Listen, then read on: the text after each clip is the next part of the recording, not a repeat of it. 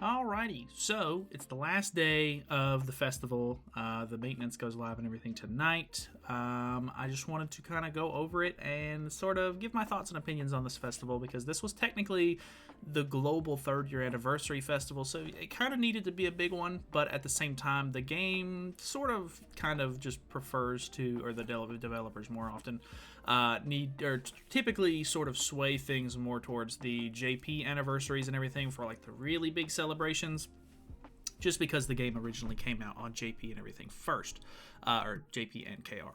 But I kind of wanted to go through a quick glance of some of the events and everything that we had during this festival and sort of just kind of give my thoughts on them. Maybe things that I kind of wish they would have done instead, or, you know, cool things that they did with this one. So obviously, first and foremost, if you haven't finished any of the stuff for this, obviously these first two patch notes are from 2 weeks or even 3 weeks ago.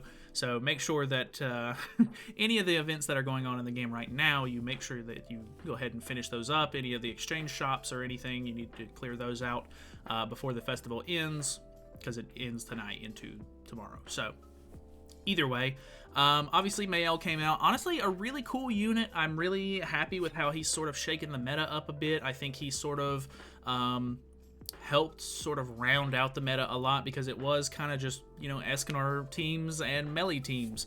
And melee, I say melee teams, but it's mainly just the demon team. But I do, honestly, now that Mael's out, I see a lot of just, I guess, Sins teams where people are running Melee and Escanor and Deanne, or Melee, Escanor, and Gother, or, you know, just some weird amalgamation of different just Seven Deadly Sins characters, and it typically works out, you know, pretty decently depending on how they're working with it. Obviously, I think teams like the full Goddess team or the full Demon team are going to have a lot better support, and therefore have a lot better damage output and stuff like that. But hey, if it's something that people want to run, that's fine. Honestly, the Goddess team is pretty fun to use at the moment. I think that a lot of people are still kind of bummed out that they don't have maybe as good of support as the Demon team has at the moment, because the Demon team literally got 2 new backliner units, technically 3 new backliner units, because we got Ominous Nebula Zeldris, we got Demon Chandler, we got Demon Cusack, who can all work in the backline, which is really, really nice. And there's not really a specific team buffer that can go in the back for the Angels yet, which is kind of weird. So the team is sort of kind of incomplete. A lot of people are just slotting Ragnarok Bond in at the moment, and it would be really nice, because the one thing that you definitely notice with Mael is that as soon as you kill somebody on the team and Nanashi or Ragnarok Bond or whoever you have in the backline comes down, if they're not a Goddess unit, his stats get, you know, shot down by a third basically of what the boosts that he gets are. And it just, it really hurts him a lot. Like, if you can take down any of the characters on his team, he starts to fall off really quickly. So, I don't know, very interesting character. I think that he's really cool. He has a really nice grace that you can kind of just slot into any, you know, DPS character that you're, you know, not going to be running on the Goddess team. So that's really cool. They got new chapters for the story, which was great. You know, just free rewards in general. Honestly, the coin shop is at a really good spot at the moment, because we have basically every single coin shop character that's not a light or dark unit, so that's really cool. You can, you know, work on your Infinity Merlins at this point, your Berserk Esterosas, whoever you really want to get. New card set was okay, nothing too crazy. Honestly, this is probably the biggest disappointment of the festival, for me specifically, is the Holy Relics. The Mono Holy Relic is absolute garbage, and the Freya Holy Relic was very controversial. It sort of locked her into the Nidhogg boss, which was kind of unfortunate, because she was a really fun unit to work with on PvP, and knowing that she's, if at any point the Ragnarok team can just become completely irrelevant, I think that it can still work in PvP at the moment, of course, but the fact that they kind of locked her into that and made her like a weird, like, Goddess character too, kind of just, I don't know, it just wasn't ideal. I think a lot of people were kind of thrown back by that, and a lot of people were really upset that it's a Nidhogg relic, of course. So, you know, you have to do the hardest boss in the game, which is already insanely difficult to get it. Very annoying. So, obviously, they did a bunch of new bundles and everything. If I'm not mistaken, I think, yeah, we got player cap level increase. So now you can get your character or your account to level 110, which I think is kind of nice. You get a couple of extra friend slots and some extra stamina. That's honestly came in quite handy. They've recently, not with this update, but they made it to where stamina potions are like a flat 120 increase now. So You get 5 extra stamina compared to you were getting like 10 extra stamina. I don't know if they should have scaled that with it as well. A couple of really nice quality of life improvements. We got a bunch of free summons, which were nice. We got 2 different free banners. This was the first free banner, which was honestly really not great. There was only like Blue Elaine and like maybe 1 or 2 other characters that were even worth getting out of this ticket banner. The second ticket banner was a lot better, but it came with the Pluto CL update, so we'll go over that in a second. They did do a full 28-day login bonus, so that one is obviously finishing up today. And honestly, it was a really good little boost in diamonds. I really love that they typically do a login bonus with gems for these festivals and everything. Just kind of helps you sort of top you off if you're planning on saving through it, or helping players get to that 900 mark, so that way they can grab the festival character, which is just helpful in general. They did another one of these Grace of Angel things, which this one is called Grace of Angels. I think it was like, I think they call it something different depending on what the festival is, but it was kind of nice, honestly. I had to farm out a lot of dogs and stuff like that for the dogs cards during this event, and it was really helpful to be able to like half the stamina cost on that. There's a couple of just nice boosts in general that sort of just get you more rewards and everything, so it's nothing like super crazy, but I mean, it's just extra sort of like helpful buffs that you can use in the meantime, so that was kind of cool. What else did we have here? The lucky thing, honestly, we had a really good amount of events. We had a really nice amount of rewards with this. They gave out some free cosmetics for Mael, which was really nice. The lucky bag tickets are always kind of like a toss-up on whether or not you actually get anything good out of it. They did do a new season of Labyrinth. I do think the new season was quite fun. I actually, as of the time of me recording this, I still need to farm out the last reward from the coin shop or the exchange shop for this, but honestly, it was pretty decent. I think they made it a lot easier in the sense that a lot of the passives that you can get really overpower your characters and make it a lot more doable. Obviously, there's still a lot of RNG involved on like characters that you get and passives that you roll and everything, but honestly, if you do it enough and you get a really good run, you don't even really have to run it anymore, because you can just farm the depths over and over again after your run is over to finish up the shop. So I was pretty happy with it. It really didn't take me too many wins. Then again, a lot of people in the community have said that they don't like the Labyrinth because of how RNG based it is, but it's kind of just like a nice change of pace for me. I like the way that the game mode plays. It's just something completely different. We're still a month behind on the Hawk Pass shop, so I'm not entirely, thrilled that we unfortunately didn't get the new Escanor outfit. Not that we really even need it with the Valentine's event that they did recently. You were able to get the last cosmetic that he needed, but you had to pay gems for it after the purchase period was over for it. So it would have been really nice to give players the chance to go ahead and grab a free version of it, which they did on JP, but because we're a month behind, we'll have to wait until they do the next Hawk Pass for us to get that. So I'm still kind of, I don't understand why they don't just wait on JP so that way we can catch up on this, or I don't know, just release 2 of them at one time at some point. I don't really care. Like, as long as we get caught up, that would be really nice. But typical sort of rewards and stuff like that from these, so that was kind of cool. Moving on to the in-between, this is the patch after Mael came out. There wasn't really anything too crazy. I really hate this event right here for some reason. It's just really not fun to me. You just have to kind of grind out these really dumb free stages and get these materials. But, I mean, they give you 30 of each costume enhancement material, which was nice. And there was a really decent amount of gems that you got from it, so I really can't complain too much. But a couple of other nice rewards and stuff here and there. Nothing too crazy, of course, but yeah, you got some decent just rewards in general, so very light patch there. Then for the half anniversary, or for the half festival patch, we got a new Pluto CL. This new Pluto CL is not really very cool, not really that entertaining. He's just pretty mediocre, I guess. Like, I don't know. He just ended up kind of falling flat. I don't really know what I was expecting with a new Pluto CL, but I guess the best part about it is that he uses the same costumes as the old one, so if you've invested into that one, which I imagine a lot of like old school players definitely have, you basically just got like a unit that you don't have to invest into basically at all. Like, you just have to level him up pretty much. Obviously his ultimate's going to be reset back down to where like you're going to have to start over with leveling up his ultimate compared to the old one. But I don't know, he's just kind of mid. He just really didn't land very well, I don't think. It's still kind of up in the air on whether or not he's going to slot into the Nidhogg boss. They did release obviously the card set for that, so you had to farm out the the dog cards, which was a huge part of me doing PvE content for this festival, and it was honestly not too bad. There's a couple of nice bundles. This one is a really nice bundle that I always like getting because you get a ton of SSR pendants, and you get an extra run of Training Dungeon and the Limited Time Dungeon during this, so that's really cool.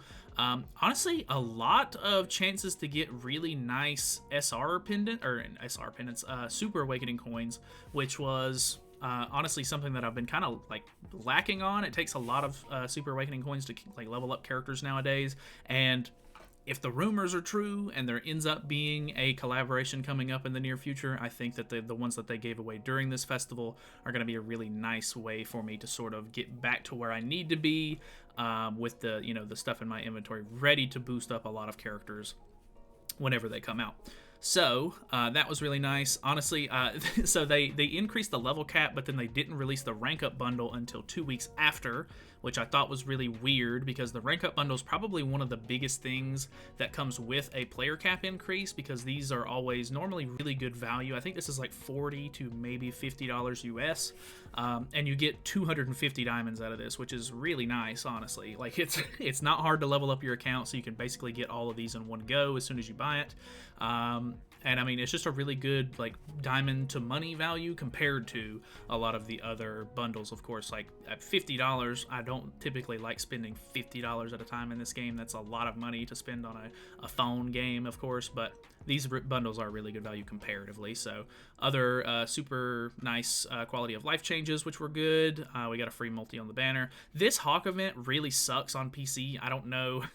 I don't think that there's really anything they can do about it, but this was really annoying to run on the computer. I feel like you can get a lot better performance on the phone, but that comes down to the player, really. If I really wanted to go hard on it, I guess I would just boot it up on my phone and play it like that, but I don't know, this just event in general was really just not that fun, but you do get really good rewards out of it. Honestly, I really can't complain with the rewards in this festival. They really did a good job of making sure you got a lot of SSR pendants, you got a lot of Super Awakening coins, and of course, you know, in the next patch, which is the very light patch that they did, they ended up doing an event Tower of Trials that gave you even more Super Awakening coins, so that was super, super nice.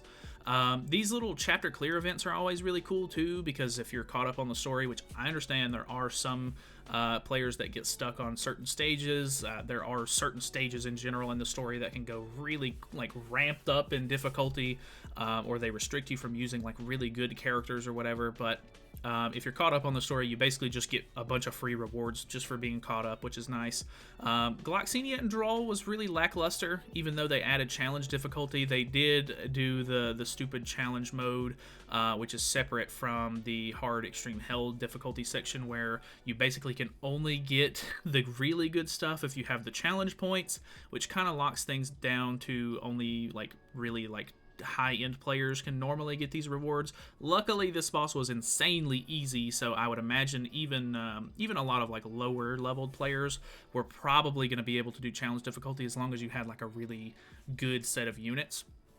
And if you summoned for Mael, more than likely you had a decent set of like goddesses, hopefully, that you could have sort of beat this with. You might not have got a good score, but at least you could beat the activity enough to get the things that you wanted out of the exchange shop, so that's really nice. This will obviously be finishing off soon, and we'll get the rewards from that, so that'll be really nice. Honestly, just really good amount of gems in this stuff in general. We got 2 new cards. These cards don't typically go anywhere, unfortunately, but I guess it's kind of fortunate at the same time, because like I said, they're locked behind the higher tier point shop, which is really dumb, but you did get the Droll outfit from this, and if you place high enough, you get the Gloxinia one, which is cool. The Fort Silver's Reward Dungeon got a Part 2. Part 2 is never as good as Part 1 is, but that's fine. Fight Festival Exchange, or Fight Festival point gain is cool if you're kind of behind on PvP. The victory count is always really up in the air for me, depending on how toxic the meta is at the time of like this event coming around. It can be either really, really easy or really, really hard to get this done. I don't think I had too many issues with it because of how diverse the meta is, and you have an entire week to get 15 wins, which isn't normally too bad considering you get 5 tickets, and it only takes an hour to get a new ticket. So I don't know, it's not too bad. I imagine if you're maybe behind on the meta or you don't have like a really good team or something like that, this event can be really troublesome. Brawl victory boxes is kind of nice just because, you know, it forces people to kind of play Brawl, which I like Brawl, I don't mind it at all, so seeing more people play it is kind of cool. Village donation event, everything. So that's basically it for that one. Like I said, we did get the Tower of Trials. This was basically the only thing we got in this last update, so it was pretty bland. But it was a really good amount of Super Awakening coins, so I can't complain, really. There's another like nice little set of rewards in here as well. Kind of tedious to go through these a lot of the times, and I used the Goddess team this time around. I didn't make a video on it, but it just absolutely blew through the entire tower, which, I mean, even if you have like a decent team at all, you're basically going to be able to one-shot all of the floors up until like maybe the last couple of floors. There are a lot of revives, which kind of make it a little bit more tedious, but it's literally just a matter of blowing through them, like taking the time to actually finish it. It's not really difficult. So just free rewards in general, which was really nice. And yeah, even the next patch that we're getting, we've already seen the JP patch notes for it. It's really a small patch, so I don't know. There's a lot of people speculating that there should be something hopefully big that comes afterwards.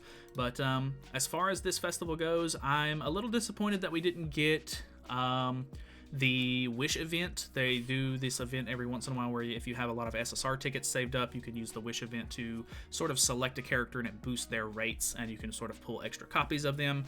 They did one shortly after Green Sariel came out, which was actually really surprising considering how really useful that character was.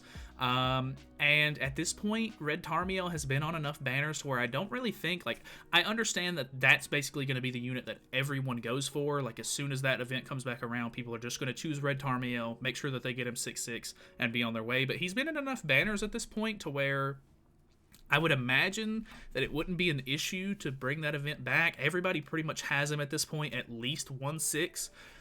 So just being able to get extra stats with him in the link slot by leveling up his ultimate would be really helpful for a lot of players. So wish they would have brought that one back. A lot of people are still really wanting the Gear Gacha event, and I can completely agree. They haven't done that one in over a year at this point, so that would be really nice as well. Would have loved to have seen another cosmetic discount, but they literally just did one of those.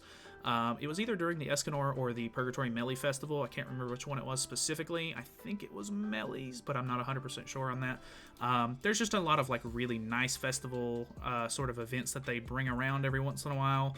And you would think that a third anniversary, like the third year anniversary, would be a good time to do that. But like I said, they typically sort of convey or like cater a lot of the really good events over towards the JP anniversaries and stuff. So I don't know, hopefully we'll see something good whenever that comes around, but pretty solid festival overall. I would say the rewards during the events on this one was a lot better than previous festivals from what I can remember.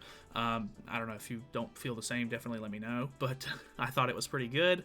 And just free rewards. Obviously it was 200 gems this time. Some festivals we get 300 gems. I guess it just depends on what kind of festival it is and everything, but overall, I thought it was a pretty enjoyable experience, pretty good festival. The second banner with Ludo was kind of lackluster. I think that kind of killed a little bit of the hype for some people because you kind of want it to be like really interesting, fun units that come out and everything, and he just kind of was like almost like a mood killer a little bit, but Mael was really cool, so really can't complain too much. But hey, we'll see what happens with future banners, and I don't know, maybe the next banner or festival that comes out, which I think should be the JP 3.5 year, or I don't think it's the 4 year. I can't remember exactly which festival it is, but it should be a really good one, hopefully. So either way, let me know your thoughts and opinions on this festival. Like I said, if you haven't finished up any of the events and stuff like that, make sure that you do so, because they leave today whenever the new patch goes live at the end of the day for me, because I'm in a different time zone than you probably. But either way, goodbye.